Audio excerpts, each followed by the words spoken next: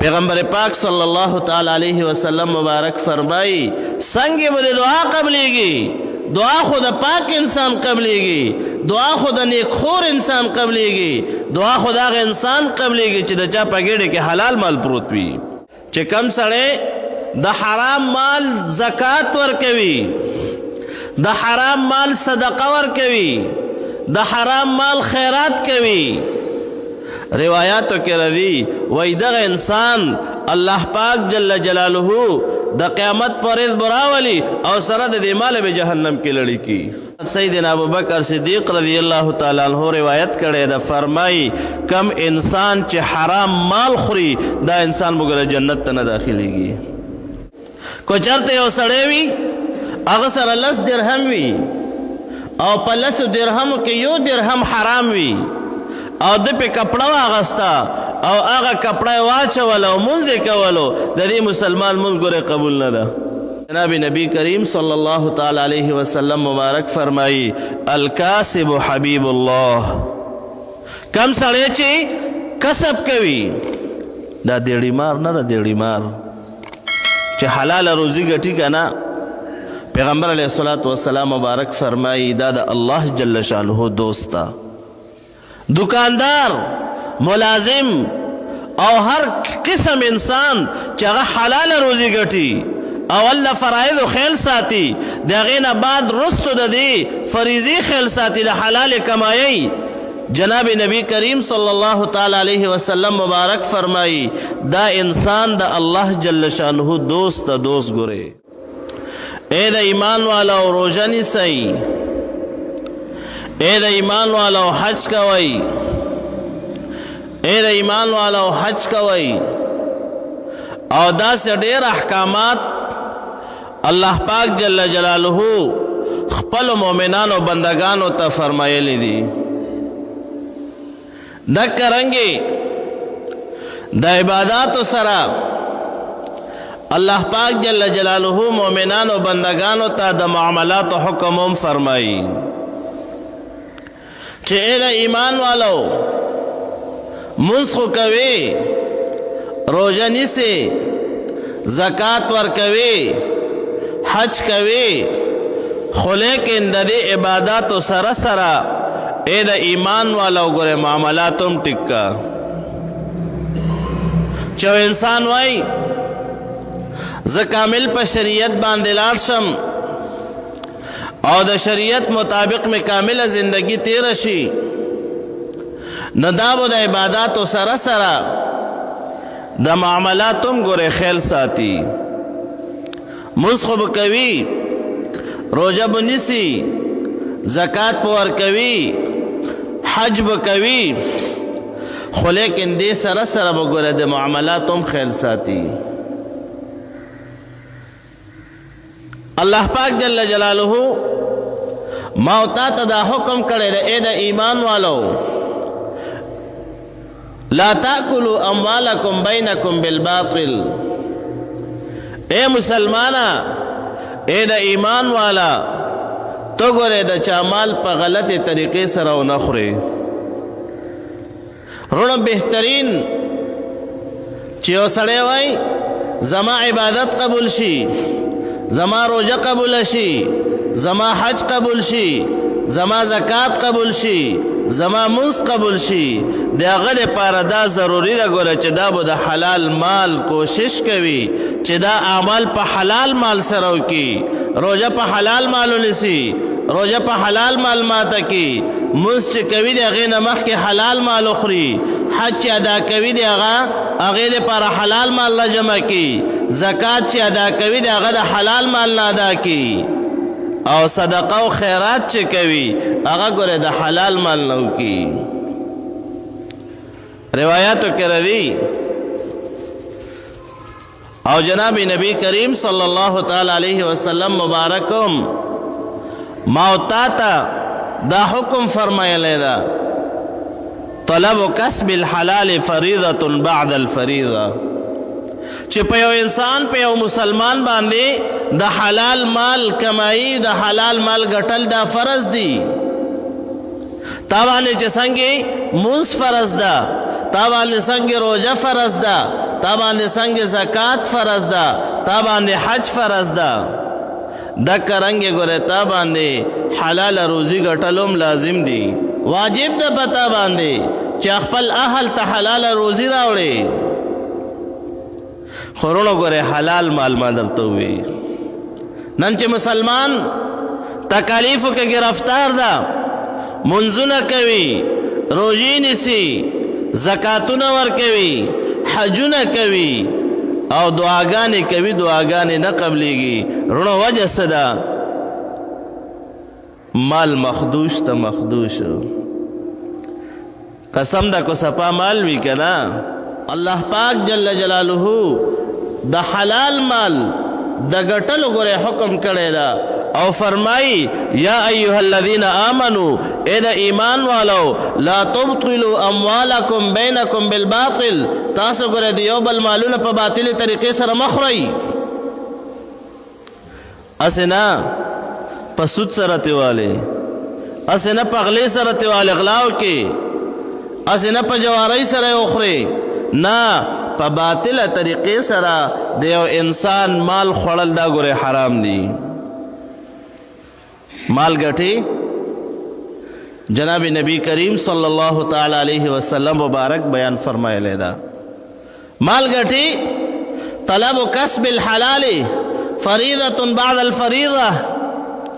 پیغمبر پاک صلی اللہ تعالی علیہ وسلم مبارک فرمائی دیو مسلمان باندے حلال مال گٹل گورے حلال دا فرض ده، خو بعد الفریضه پس د نورو فرایضونه اول چې سار پاسې نو پتا باندې مونځ فرض ده. مؤذن صاحب اذانو کی الله اکبر الله اکبر اشهد ان لا اله الا الله اشهد ان لا اله الا الله اشهد ان محمد رسول الله اشهد ان محمد رسول الله. دا درته وای بسم الله که د کټ نه راپاسه او دعا ووایه د خوب نه د پاسېدلو او روان شه جومات ته راشه، تا باندې اول مونځ فرض ده چې مونځ دې وکړو، د هغې نه بعد تلاوت وکړه، ذکر و اذکار وکړه، د هغې نه بعد لاړ شه حلاله روزي ګټه. قسم ده دا ټوله ورځ تر ماسپښینه پورې حلال مال چې ګټې دا دی ګوره عبادت ته. دا خپل بچی له دې روزي راوړل، خپلې بیبي له دې روزي راوړل، خپل مور و پلار له دې روزي راوړل او خپل خاندان له دې روزي راوړل، دا دی ګوره عبادت ته. خو ما درته وي چې حلال مال وي. دا حضرت عبداللہ ابن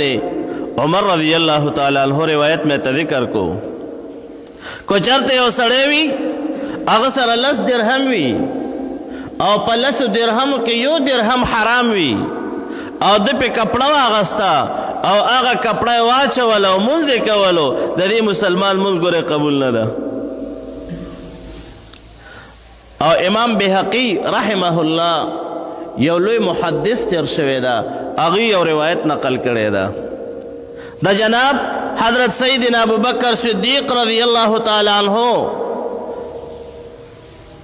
چې جناب حضرت سیدنا ابو بکر صدیق رضی اللہ تعالی عنہ روایت کړی ده، فرمائی کم انسان چې حرام مال خوري دا انسان مګر جنت ته نه داخليږي، دا انسان به جنت ته نه دی. او جناب نبی کریم صلی اللہ تعالی علیہ وسلم مبارک یو مثال ذکر کړی ده چې یو سړی ده ببر سره ګردالودا او لاسونه یې اوچت کړي دي، دعاګانې غواړي او څه وایي یا ربي یا ربي. پیغمبر پاک صلی اللہ تعالی علیہ وسلم مبارک فرمائی لیکن فرما ومطعمه حرام ومشربه حرام وملبسه حرام فأنا يستجاب له کیف. پیغمبر علیہ الصلوۃ والسلام مبارک فرمائی لاسونه وچت کړي دي الله جل شانه ته او روان ده علماء کرام فرمایي چرته روان ده؟ بیت الله شریف ته روان ده. ښه د حرم مبارک ځمکې ته روان ده او هلته کې دعاګانې غواړي. هلته دعاګانې قبلیږي که نه؟ ولې نه؟ خو لیکن پیغمبر علیه الصلاة والسلام مبارک فرمایي ومطعمو حرام، د دې انسان خوراک حرام ده، دا ګیډه د حرامو نه ډکه کړې ده. وملبسو حرام ومشربو حرام، او د څښاک حرام ده. وملبسه حرام، لباس حرام ده، کومه جامه چې پتن ده هغه جامه حرامه ده. پیغمبر پاک صلی الله تعالی علیه وسلم مبارک فرمایي فانا یستجاب له، د دې انسان دعا به څنګه قبلیږي؟ بیت الله شریف ته روان ده،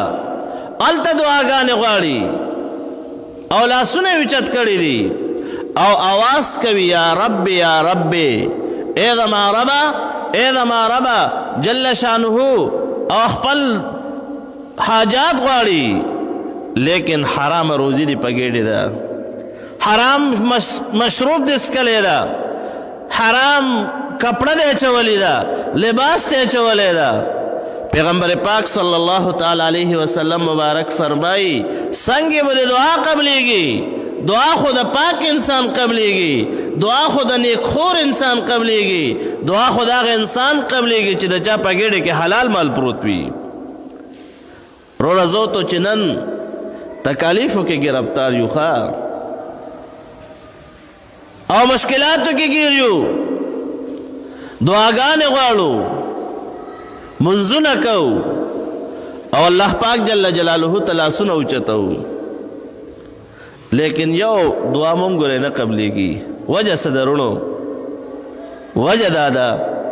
چې د حلال کمایۍ فکر ډېر کم شوی ده. زه ته دا وایو چې بس کور ته څه راوړو، دا نه وایو چې دا په حلالې طریقې سره ده او که دا په حرامې طریقې سره ده. او ما درته دا ووایي ښه چې کم سړی د حرام مال زکات ورکوي، د حرام مال صدقه ورکوي، د حرام مال خیرات کوي، روایاتو کې راځي وایي دغه انسان الله پاک جل جلاله د قیامت پر ورځ براولي او سره د دې مال به جهنم کې لړي کی. خیرات مه کوه خو لیکن حلال مال ګټه، په خپله یې په ځان خوروه، بل چاله مه ورکوه. خیر ده که ته دا وایې چې زه به حرام مال ډېر راجمع کم او په خلکو به خیراتونه وکم، صدقات به وکم، خلکو کې به نمه جوړه شي، نه وروره دا کار مه کوه. د خپل ځان دپاره صرف پیدا که حلال مال، د زرو په ځای لس پیدا که خو چې حلال وي. قسم ده دا 10 روپۍ چې خورې که نه او په خپل ما اهل لګوي، په خپل اهل باندې، دا ګورې بهترینه صدقه ده. حضرت ابو هریره رضی الله تعالی عنہ روایت کوي، هغه فرمایي چې بهترینه صدقه څه شی ده؟ هغه ده چې انسان په خپل اهل باندې وکړي. حلال مال دې راوړو او ما درته وي چې حلال مال دې وخوړو که نه، بیا به دې ګورې مونځ ته مړه کېږي، روژې نیولو ته به دې هم زړه کېږي، نیک کار طرف ته به دې مړه کېږي، جماعت ته راتلو ته به دې مړه کېږي. دا ولې؟ دا اله چې ګورې کله حلال مال وخورې نو خدای پاک جل شانه ما او تا ته د حلال مال خوړلو حکم کړی ده چې ای د ایمان والو تاسو ګورئ د چا مالونه باطلې طریقې سره ونه خورئ. ما درته باطلې طریقې ذکر کې چا نه پغلا وانلې، چا نه رشوت وانلې، په سود باندې ونه خورئ، په جوارۍ باندې ونه خورئ، نه بلکې حلال مزدوریو کا. جناب نبی کریم صلی اللہ تعالی علیہ وسلم مبارک فرمائی الکاسب حبیب اللہ، کم سړی چې کسب کوي دا دیړی مار نه دا دیړی مار چې حلال روزی ګټي کنه. پیغمبر علیہ الصلوۃ والسلام مبارک فرمائی دا د الله جل شانه دوست تا. دکاندار ملازم او هر قسم انسان چې هغه حلال روزي ګټي او الله فرایض خیال ساتي د هغې نه بعد رستو د دې فریضي خیال ساتي د حلال کمایي جناب نبی کریم صلی الله تعالی علیه وسلم مبارک فرمائی دا انسان دا الله جل شانه دوست دا دوست ګوري او خلق دوست سره ښه کوي که نه نو کم انسان چې د حلال مال فکر کوي خداواری حدیث مبارک کې راځي حدیث قدسی ده نبی کریم صلی الله تعالی علیه وسلم مبارک فرمائی چې الله پاک جل شانه فرمائی زه بنده سره داسې به عمله کوم لکه ما باندې چې څنګه بنده ګمان کوي کو دا بنده یی چې زه به په حرام خورم زه به په سود خورم زه به رشوت راوړم زه به جواری کوم الو ما ته رزق ملاویږي یقینا ګوره الله پاک جل شانه به ورته به داسې اسباب برابروي چې دا به په حلالې طریقې نشي خوړلی او که یو بنده دا وای چې نه ما ته به الله پاک جل شانه رزق را رسوي په حلالې طریقې به زه خورم یو ځل حضرت علی رضی الله تعالی عنه بازار ته راغو او په اس باندې سور ده نو په اس باندې زینه چولې ده ګدی یو کس ته وای بچې د اس ته خیل کوه وی زه دلته کې مې لږ کار ده راځمه خوړه کې دا نیت وکړو چې زه راشم نو دی ماشوم له او د هلک له به یو درهم ویر کړم چې دی ما د اس ته کتلی دي هغه چې راتلو نو هغې هلک چې کم ده هغه زین پټ کړی او لاړو او بازار کې په یو درهم باندې خرڅ کړی ده حضرت علی رضی الله تعالی عنه چې راغو نو وخاندېدو وی ګوره هماغه یو درهم ده خو لیکن په حرامې طریقې ده واغستو هماغه یو درهم ښه کم چې تقدیر کې لیکلی و خو لیکن د انسان دا ګمان و چې زه به په حرامې طریقې باندې والم الله پاک جل جلاله دې موږ ټولو ته د حلال کمایۍ توفیق را نصیب کړي الله پاک جل شانه دې زموږ په ارزاقو او رزقونو کې برکات واچوي الله پاک جل شانه دې زموږ حلال مالونه نصیب کړي او کم رانه خدشات شوي دي یا حرام مالونه خوړلي دي قسم ده د الله پاک جل شانه نه دعا غواړو توبه ورته وباسو چې الله زموږ تیر ګناهونه معاف کړي الله موږ ته د حلال کمایۍ د خپل طرف نه الله حلاله کمایي نصیب کړي الله زموږ تیر ګناهونه معاف کړي ما تیره جمعه ویلو چې ماسخه جمعې مونځ به په باندې 1 بجه کوو انشاءالله نو نن به په باندې 1 بجه مونځ کوو انشاءالله خدای پاک زموږ ټولو مسلمانانو حاجات پوره کړي زموږ مردګانان وبخي الله زموږ چې کم ژوندي دي د حیا او د عزت زندگی او د توحید او د سنت مبارکه زندگی نه زموږ نصیب کړي وصلی الله تعالی علی خیر خلق